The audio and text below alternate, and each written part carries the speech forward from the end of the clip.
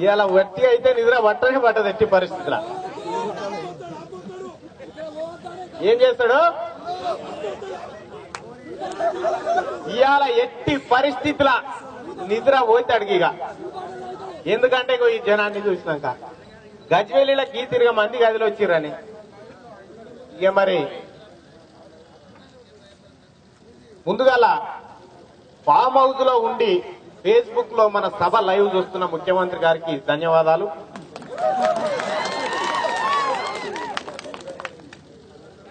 అక్కడ video disturb అవుతుందేమో అని ఇక్కడ పోలీసు మిత్రులతో కూడా వీడియో తెప్పిస్తూ వాళ్ళని సభకు హాజరయ్యే విధంగా తోలిచ్చిన ముఖ్యమంత్రి అల్లుడు హరీష్ రావు గారికి కూడా ధన్యవాదాలు.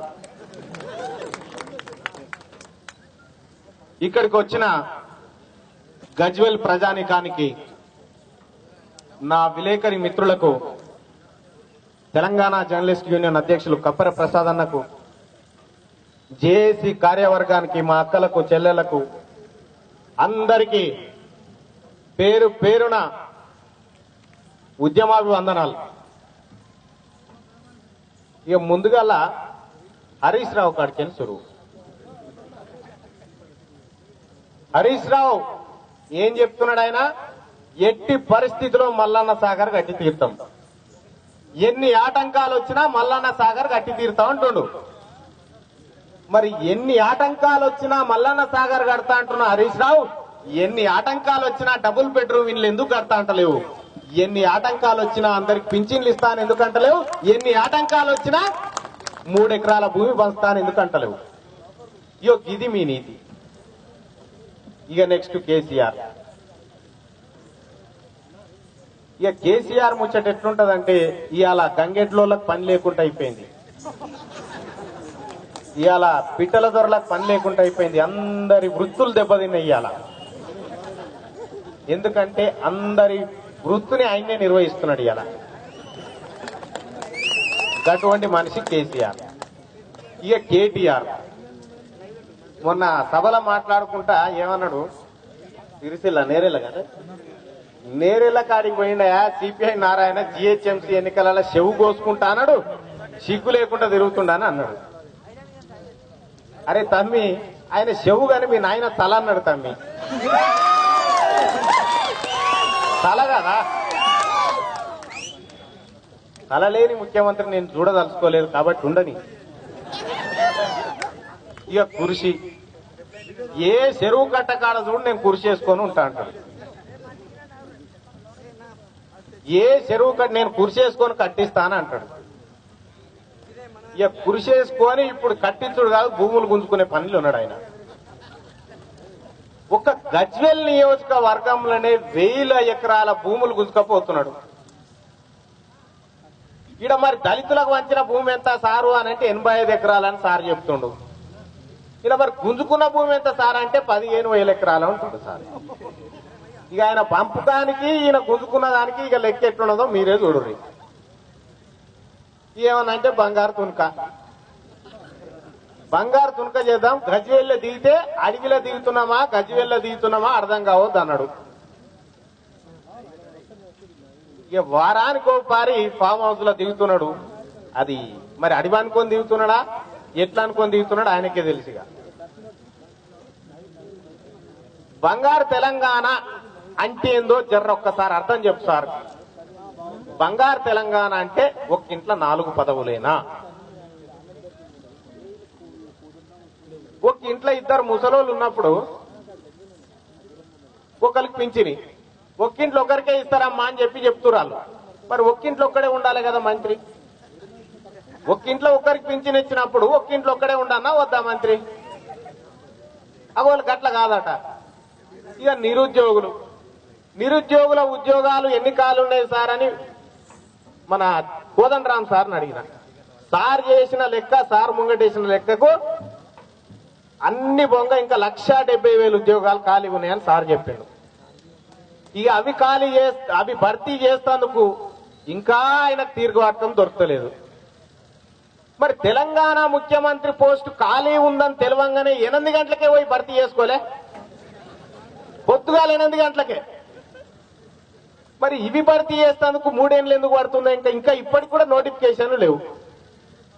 ఏమన్నా అంటే మనది నెంబర్ 1 ఏండ్ల నెంబర్ 1 హైకోర్టుతోని మొట్టికాయలు వేయించుకుంటున్న నెంబర్ 1, సుప్రీంకోర్టుతో మొట్టికాయలు వేయించుకుంటున్న నెంబర్ 1, రైతుల ఆత్మహత్యలలో నెంబర్ 1, ఇంకేంటి మద్యం అమ్మకాలలో నెంబర్ 1,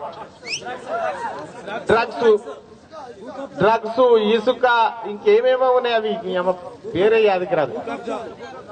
ఇక భూ కబ్జాలు కూడా ఉన్నాయి. ఇక మొన్న ఏం చేసిరు, ఇప్పుడు అన్ని సర్కారు బండ్లకు అవి వేస్తారు, గులాబీ రంగులు వేస్తారు. మొన్న నాగార్జున సాగర్ కట్టకు కూడా వేసిరు. నాగార్జున సాగర్ కట్టకు కూడా ఈలు కట్టేట్టు వేసుకురు పాపం. ఇక అందరు లొలిపెట్టే వరకు తీసేసారు. సరే, మీరు చేసిన పనికి మీరు రంగేసుకోవాలని చెప్తున్నాం. వైన్సులు మీరు పెట్టిరు, మీరు రంగేసుకోరు గులాబీ రంగు. అవునా వద్దా? దానికి మీ పేరు పెట్టుకోరు అంటున్నా. కేసీఆర్ వైన్స్ అని పెట్టుర్రి, కేటీఆర్ వైన్స్ అని పెట్టుర్రి, హరీష్ రావు ఓడ్కా షాప్ అని పెట్టుర్రి. ఎవడొద్దంటుడు? మీరు కష్టపడ్డోళ్ళు మీ పేరు ఉండాలనే కదా మేము కోరుకునేది. అది పెట్టండి. ఇక కామెదాకి ఎందుకు కానీ ఏమనంటే ఏమంటాడు, 30,000 మందికి ఒక మద్యం షాప్ ఉండేలా మేము విధానాన్ని రూపొందించినాం అంటాడు. మరి 30,000 మందికి ఒక బడి వద్దా? 30,000 మందికి ఒక నీళ్ళ ట్యాంక్ వద్దా? 30,000 మందికి రోడ్లు వద్దా? 30,000 మందికి కమ్యూనిటీ హాల్ వద్దా? అవునా? మరి మద్యం కాడ కాలెక్క చెప్తావు, మరి గిడెందుకో చెప్పవా లెక్క? 16 రూపాయలకు కొడరా. ఇంకా చీప్ లిక్కర్ తెస్తానంటే అదేందో తెస్తానడా అని అమ్మ. కేసీఆర్ కొడరా కాదు కేసీఆర్ కొడరు కాదు, అదేందో కుటుంబ పని చేసినాక ఏదో చిన్నది తెస్తా మీ మందం అని చెప్పిండు.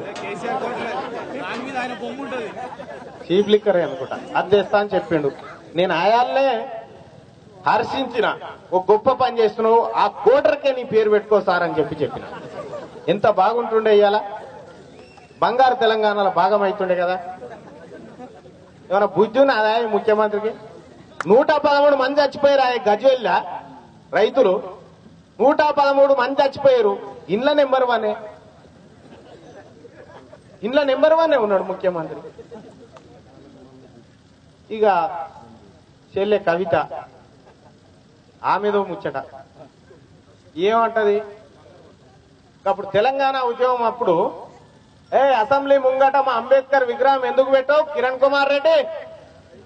ఆయన భారత రాజ్యాంగాన్ని రాసిన గొప్ప వ్యక్తి, అటువంటి వ్యక్తి విగ్రహం అసెంబ్లీ ముంగట ఉండొద్దా అని చెప్పి ఆయనతో ఫైటింగ్ కు పోయి ఈ మందిరంతా తీసుకుపోయి మొత్తం అంబేద్కర్ కు అసలైన మన్మరాలు లెక్క చేసింది. ఓకే, అసెంబ్లీ ముంగట అంబేద్కర్ విగ్రహం పెట్టి రోడ్చిపోయింది. అసెంబ్లీ ముంగట అంబేద్కర్ విగ్రహం ఉండాలని కొట్లాడిన కవిత అసెంబ్లీ లోపల అంబేద్కర్ వారసుడు ముఖ్యమంత్రి ఉండాలని ఎందుకు కొట్లాడతారు? అవునా? కొట్లాడన్నా వద్దా? మరి ఎందుకు మారిపోతుంది ఒక అంశం ఇట్లొచ్చేసరికి? అలా పోస్ట్ పోతుంది. అదే ఆయన బరాబరే చెప్పిండు. వాళ్ళకు కావాల్సింది ఏంటంటే రాజకీయం కావాలి, ఉష్కే దంద కావాలి. ఒక్క అర్ధగంట దమ్ముంటే నాకు ఇంటర్వ్యూ ఇస్తే చాలు, నేను చూపిస్తా ఆయన సంగతి ఏంటో. ఒక్క అర్ధగంట ఆ నలుగురిలో ఎవరు ఇచ్చినా సరే. ఏమన్నంటే మళ్ళా ఎక్కువ మాట్లాడతాడు. ఇక నేను మాట్లాడిందని ఏమన్నా తప్పున్నాదే? ఏమన్నా తప్పుందా? ఇక గజ్వేలికి కూడా వచ్చి మాట్లాడవాటి, గజ్వేలికి కూడా వచ్చిన రేపు పొద్దుగాల గడి దాకా రానా? రామోజీ ఫిలిం సిటీ 1,00,000 ఎకరాల మాట, 1,00,000 నాగాల మాట పక్కకు పెట్టు, ఈ 80 ఎకరాలు మాత్రం 1,00,000 కాకుండా 50,000 నాగాలు పెట్టినా దున్నుకోవాల్సిన యాళ్ళు వస్తుంది. ఇట్లనే ప్రభుత్వం చేస్తే. ఏమంటున్నాడు కోదండరామ్ సార్? ఏమన్నా తప్పు మాట్లాడిండా? ఎందుకు యాత్ర పెట్టిండు కోదండరామ్ సార్? ఆయన పింఛన్ రాక పెట్టిండా, ఇంట్లో ఎల్లక పెట్టిండా, లేకపోతే ఇంటికాడ ఏమైనా కీసులాటనా, పొరగాలు బాగలేకనా? ఎందుకు వచ్చిండు కోదండరామ్ సారు? అరే నాయన, గొర్రెలకు లాటరీ తీస్తురు, గొర్రెలకు లాటరీ తీసి ఇగో వెళ్ళినోనికి తప్ప గొర్రెలు, వెళ్ళనోనికి మళ్ళా తప్ప గొర్రెలు. గొర్రెలకు లాటరీ తీసినట్టే ట్రాక్టర్లు వంచకాడ లాటరీ తీయమంటుండు. గొర్రెల కాడ తీసినట్టే ట్రాక్టర్లు వంచకాడ కూడా లాటరీలు తీస్తారా? అది ఎందుకంటే లబ్ధిదారులకు పోవు కాబట్టి తీయరాడ. ఆడ ఇవ్వాలనుకుంటే అలా పోవాలి. ఇగో ఇది బంద్ కావాలంటుండు. భూసేకరణ ఈడ 50 టీఎంసీలు, అది మల్లన్న సాగర్ కదా, మల్లన్న సాగర్ 50 టీఎంసీలు, ఈ కొండపోశం ఇంత, గంధమాల్ ఇంత, బసవాపురం ఇంత, ఇవన్నీ కలిపితే 100 టీఎంసీలు అయితే 100 టీఎంసీలు అంటే ఒక్క హుస్సేన్ సాగర్ ఒక్క టీఎంసీ. ఇక 100 హుస్సేన్ సాగర్లు తెచ్చి ఈ బొంద మీద పోయాలి. మరి ఎటదేవన్నా నీళ్ళు అంటే ఆ పంపులు ఎత్తిపోయాలి. అవి గ్రావిటీ వాటర్ అంటే గోదావరి నది పోతున్నప్పుడు మాత్రమే గుంజుకోవాలి, పారుతున్నప్పుడే గుంజుకోవాలి. ఆడున్న నీళ్ళు తీయవద్దు. ఎన్ని రోజులు వారుతుందయా మరి గోదావరి? గట్టిగా వానాలు కొడితే 25 రోజులు వాడుతుంది. 25 రోజులు అంటే 100 టీఎంసీలు ఎత్తాలి. రోజుకు 4 టీఎంసీలు ఎత్తాలి. ఎత్తాలంటే 4 హుస్సేన్ సాగర్ల అంత నీళ్లు గుంజి యువతల పోసే మోటార్లు ఉన్నాయా? లేకపోతే ముఖ్యమంత్రి గారి ముక్కులు ఏమైనా టీఎంసీ పట్టేది ఉందా? ఇట్లా గుంజిటు పోసేందుకు ఏమైనా అవకాశం ఉందా? అది కూడా లేదు. ఆ అవకాశం లేనప్పుడు మనం చేసుకోవాలి కదా పని. కానీ నేను గుర్తించిన కాడికి ముఖ్యమంత్రి ఏం చేయబోతుండో నేను చెప్పాలనుకుంటున్నాను. ఉంటే ఈ గజ్వేల్ నియోజకవర్గం నుంచి చేస్తే మళ్ళా పోటీ చేస్తాడు, లేకపోతే చేయడు. పిల్లల్ని పెడతా చూడు, ఒక్కింట్లో ఉంచదు అది పిల్లల్ని. అగో ఇదట్టే మెదకు, కరీంనగర్, సిద్దిపేట, గజ్వేల్, ఈడికేని మళ్ళీ ఇంకో మహబూబ్ నగర్, ఇగో ఈడికేని మళ్ళీ ఇంకో ప్రయాణం ఉంటది. ఎందుకుంటదా అంటే సార్ నిలబడ్డ కాడ మళ్ళీ రిపీట్ గా ఓట్లు. సార్కు బాగా ఎరక ఇదంతా రిపీట్ కావు. లేకపోతే ఇంకేం చేస్తాడయ్యా? ఒకవేళ ఈయనే చేద్దాం అనుకున్నా అంటే ఈ పబ్లిక్ ను ఇంకొక ఏడాది దాకా ఇట్లే పరిశాన్ చేసి భూసేకరణ అదాని ఇదని ఒకనాడు భారీ బహిరంగ సభ పెట్టి ఏమంటాడు ఎరికేనా? ఈ అమ్మాయి ఎక్కడ భూసేకరణ భయ్ మీరు తీసుకోపరి అని మళ్ళీ వస్తాడు పబ్లిక్ దగ్గరికి. ఈ రెండిట్లలో ఏదన్నా ఒకటి చేస్తాడు, మీరు చూడుర్రి. నేను 3 ఏళ్ల నాడే చెప్తున్నా, ఇంకా 2 ఏళ్ళు ఉంది టైం. ఈ రెండిట్లలో ఏదన్నా ఒకటి చేసి వస్తాడు. ఇక తెలంగాణ ఉద్యమకారులు, ఈ తెలంగాణ ఉద్యమంలో మా ఏపూరు సోమన్నుండు ఎన్నో పాటలు పాడిండు, ఎన్నో వేదికల మీద గొంతెత్తిండు.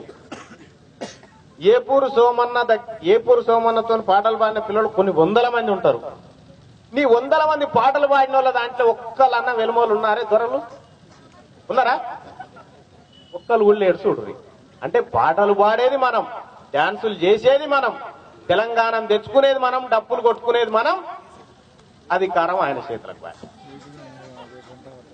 ఆత్మహత్యలు మన సిద్దిపేటల ఇది బాధ కల్పించే ముచ్చట. సిద్దిపేటల ఆ రోజు ఆయన కరీంనగర్ ఆయన దీక్ష, సిద్దిపేటల హరీష్ రావు డ్రామా. అసలు ఆత్మహత్యలు మలిదశ ఉద్యమంలో ప్రారంభించింది హరీష్ రావు ప్రారంభించాడు. అరెస్ట్ చేస్తున్నానగానే ఓ పెట్రోల్ బాటలు తీసుకొని మీద పోసుకుంటే ఇగో గిట్ల చచ్చిపోవాలి రా మనం అని చెప్పి చూపెట్టాను, కానీ ఆయన చావలేదు. అది చూసి అనేక మంది పిల్లలు చనిపోయారు. చనిపోయిన బిడ్డలంతా బహుజనులే. మరి ఇది దుర్మార్గం కదా? ఇట్లా చేస్తారు.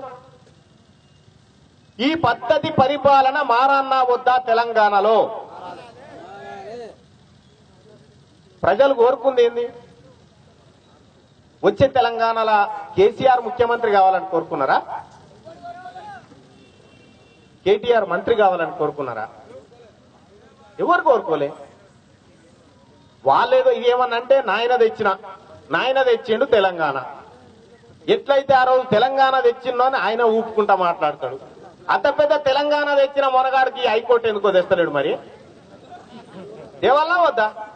ఇక గీడనే తెలుస్తుంది ఆ తెచ్చుకోమంతా. కేసీఆర్ ఉద్యమంలో లేడని కాదు, ఉద్యమం చేసిండు. కానీ మీ అందరు చేసిన ఉద్యమమే చేసిండు, అదనంగా చేసిన ఉద్యమం ఏం లేదు. ఏమైందా?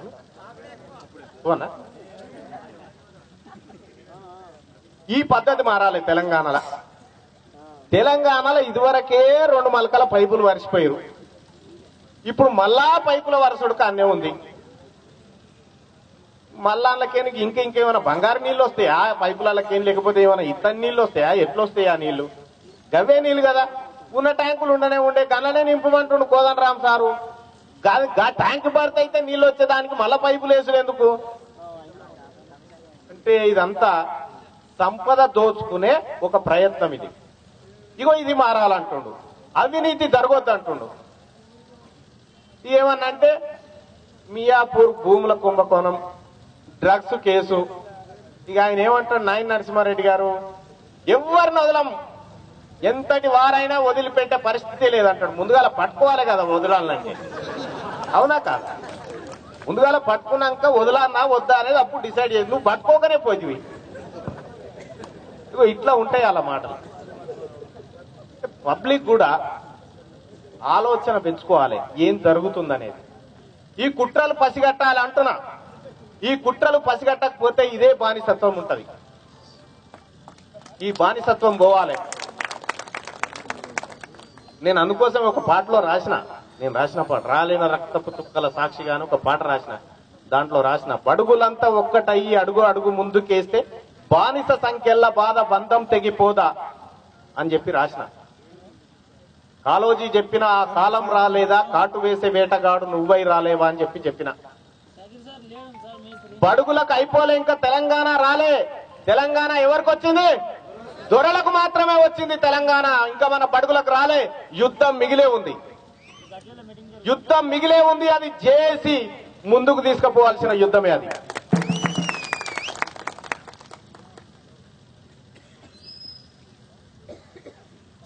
ఇక రాత్రి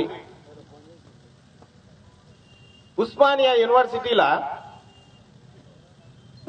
యూనివర్సిటీలో రాత్రి పొరగాల కట్టెలు ఎత్తుకపోయారు, అలా డేకీసలు ఎత్తుకపోయారు, అలా కరెంటు బంద్ చేసిరు, వాళ్ళ హాస్టల్ తాళాలు వేసిరు, ఇక తాగే నీళ్లు కూడా బంద్ చేసిరు.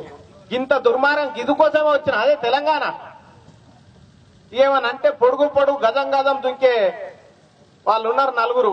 ఒక్క అర్ధగంట ఉస్మానియా యూనివర్సిటీకి పోయి నిలబడి దమ్ముంటే నీకు కేటీఆర్ చూద్దాం. ఒక్క అర్ధగంట కాకతీయ యూనివర్సిటీకి పోయి నిలబడలేరు. ఎందుకంటే ముఖం లేదు వాళ్ళకి. వాళ్ళ నిరుద్యోగులు నిమ్మలంగా లేని పరిస్థితి ఉంది. సార్ మీకు సమయం అవుతుందా?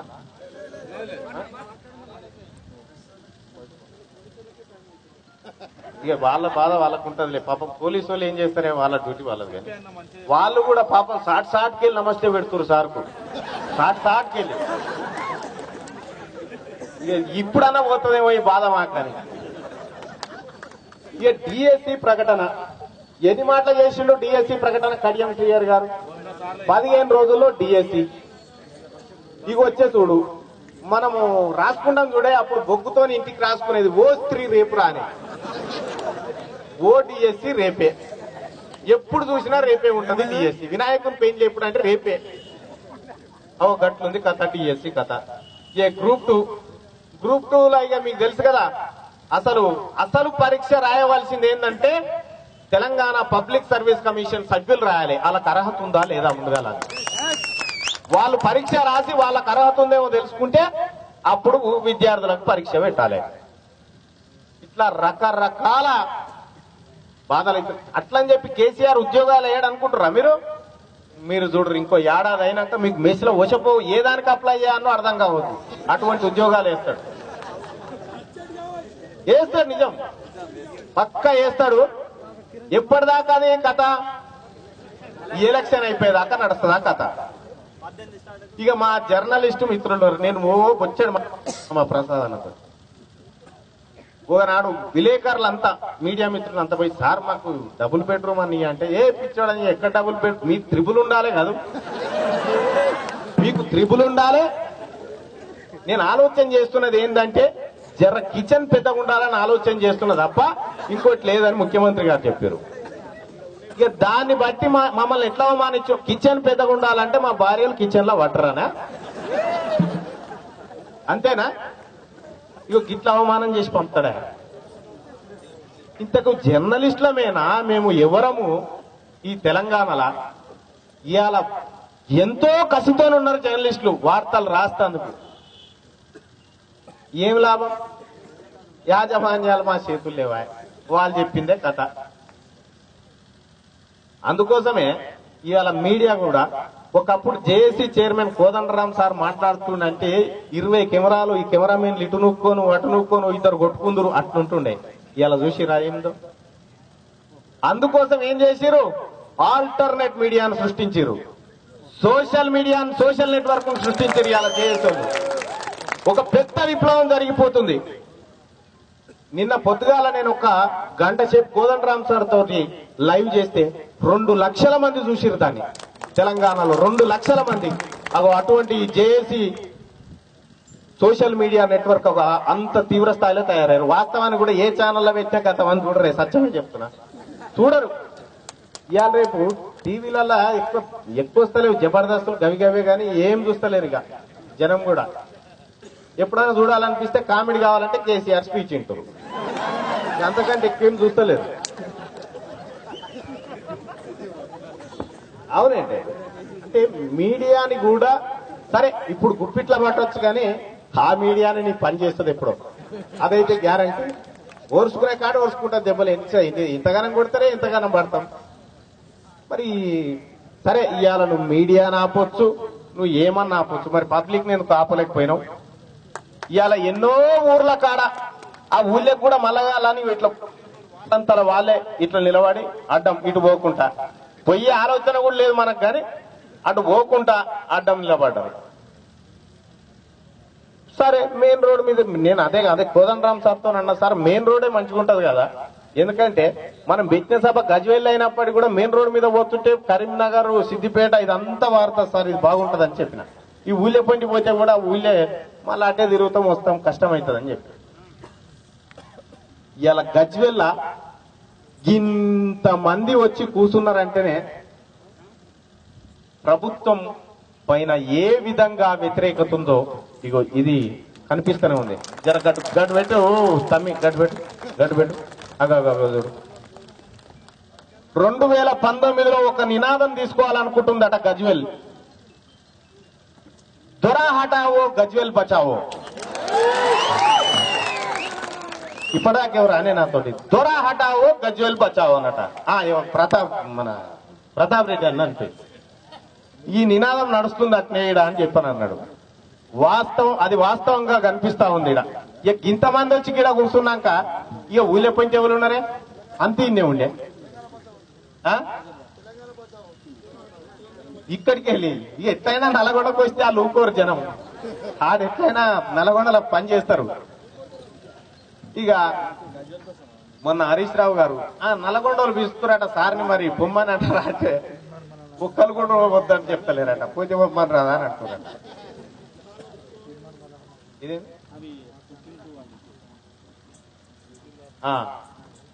ఇక ఇది అస్సలు ముచ్చట. మా జర్నలిస్ట్ అంటోనికి ఇప్పుడు ఏ తల్లికైనా, ఏ హిందూ తల్లికైనా భర్త ఉన్నాడంటే బొట్టు ఒకటి సాక్ష్యం ఉంటుంది, గాజులు ఒకటి సాక్ష్యం ఉంటుంది. మా జర్నలిస్ట్ కు అక్రిడేషన్ కార్డ్ అనేది ఒకటి సాక్ష్యం ఉంటుంది. ఈ జర్నలిస్ట్ అంత ఇక గదే లేదు. తెలంగాణ వస్తే తెలంగాణ తక్కువ దెబ్బలు దాకినాయి అనుకుంటున్నా. సుదర్శన్ అవు పొరక మేము నిలబడితేడా నాకు ఇగో వీడ తక్కువ దెబ్బ దాకలే. ఏది E2 హాస్టల్ కాడ నిలబడితే,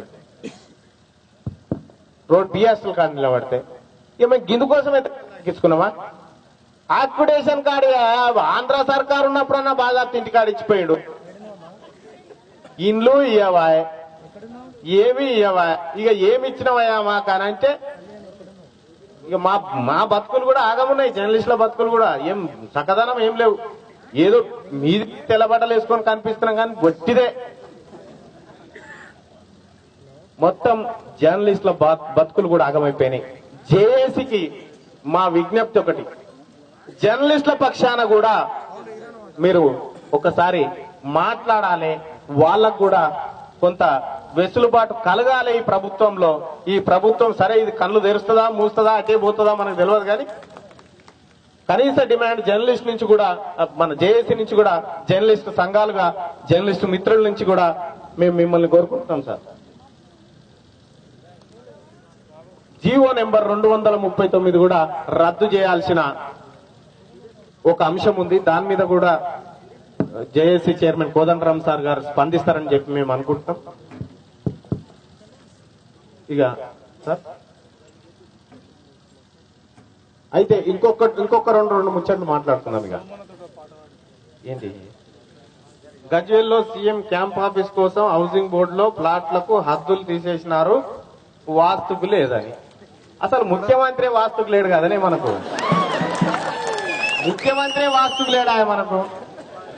ఏమనంటే నాన్ బార్డర్లని ఉస్మానియా యూనివర్సిటీలో నాన్ బార్డర్లు ఉండొద్దట, నాన్ బార్డర్లు ఉస్మానియా యూనివర్సిటీలో ఉండొద్దట.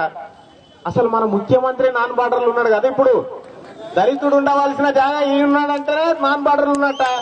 అసలు ముఖ్యమంత్రికే లేదు కదా అర్హత. ఇగో ఇట్లా రకరకాలు ఉన్నాయి, మాట్లాడుకుని తెల్లరిదాకా కూడా మాట్లాడుకోవచ్చు. గన్యునే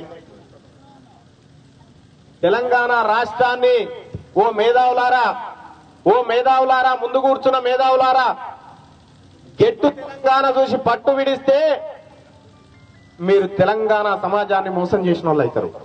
ఇప్పుడు వచ్చింది గెట్టు తెలంగాణ మాత్రమే, మన పట్టు తెలంగాణ రాలేదు. ఇంకా దానికోసం పోరాడాల్సిన అవసరం ఉంది. జేఏసీ చైర్మన్ కోదండరామ్ సార్ నేతృత్వంలో యావత్ తెలంగాణ వ్యాప్తంగా ఈ ర్యాలీలు, ఈ స్ఫూర్తి యాత్రలు జరగాల్సిన అవసరం ఉంది. ప్రజలకు వాస్తవం తెలవాలి, లేకపోతే అబద్ధమే నిజం అనుకునే రోజులు వస్తాయి. నిజం అబద్ధం నిజం ఎట్లయితుందంటే నేను ఒక ఉదాహరణ చెప్తా. ఇప్పుడు గాఢంగా ఒక ఆయన నడిచి వస్తుండ అనుకో, ఏమైందిరా బక్కగైనావు అని నేనన్నా అనుకో, గిటెంకల పోయినాక అవతల బక్కపలసగైనావు, మొన్న ఏమైందిరా ఏమైనా రోగం వచ్చిందా జ్వరం వచ్చిందా అని. ఇక మూడో రోడ్డు కలిసే వర్గాలు నీకు జ్వరం వస్తుంది నిజంగా. అరే నిజంగా నాకేమో అయిందని. ఇగో ఇటువంటి తెలంగాణను తయారు చేయకూడదు మిత్రులారా. ఏ తెలంగాణ అయితే మనం కోరుకుంటున్నామో, చలో మనకు గొర్రెలు పాలు కదా, మన తెలంగాణ మనకు రాగానే ఫామ్ హౌస్ లో గొర్రెల పెంపకం మీద ఆయన శిక్షణ ఇద్దాం, మనం పందులు ఎట్లా గాయనో శిక్షణ ఇద్దాం, చేప పిల్లలు ఎట్లా పెంచానో కేసీఆర్ కు ఆయన మన్మడికి కూడా శిక్షణ ఇచ్చి ఆయన ఉపాధిని కూడా మనం కాపాడాల్సిన బాధ్యత మన మీద ఉందని చెప్పి కోరుకుంటూ అవకాశాన్ని ఇచ్చిన పెద్దలందరికీ ధన్యవాదాలు.